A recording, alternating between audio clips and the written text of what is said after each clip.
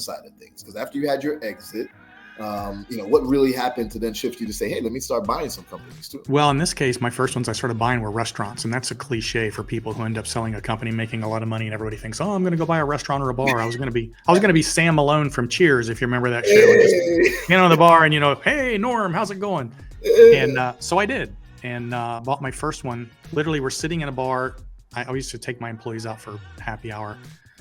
And they were like, we come to happy hour 3 nights a week. You should buy a restaurant. And I was like, that's a good idea. So find one. And the next day they were like, oh, the restaurant we were sitting in last night's for sale. And I said, buy it. So within 2 weeks, we owned it. So I own this bar now, and I'm in there being an idiot, standing up with the band on the weekends, pretending like I could sing and giving drinks away. And after a year, I'd lost like $75,000.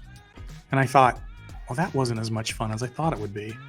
So I bought 4 more, because that's what we do as entrepreneurs. We quadruple down.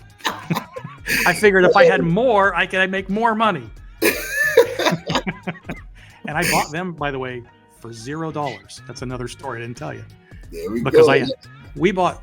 Here's a key for you if you want to do acquisitions at this level. These look for distressed owners, not distressed businesses. Yeah. Because distressed owners means you have a decent business with a bad owner. Versus a bad business. You don't want a bad business. You want a bad owner. And I found 4 more restaurants with a distressed owner, and I ended up acquiring, almost $6 million in revenue on those 4. And then sold the first one, and then I figured out how to run restaurants, and I've had 15 since then, and I still own a 4 of them. So distressed business, not a distressed owner, or distressed owner, not a distressed business. That's the key. How would you so I focus on what I've been calling it and focusing on is motivated sellers, right? How would you differentiate between distressed seller versus motivated seller? Is there a difference, or Nope. Most distressed owners are motivated. Okay, I just want to make sure. But you got to look at the books. If you look at the books and you see a solid set of bones right there, this is something that's actually working. But I can see that the owner's just making bad decisions for whatever reason. In this case, this guy had $2,000 in bounce check charges in the first 10 months of the year. Oh wow.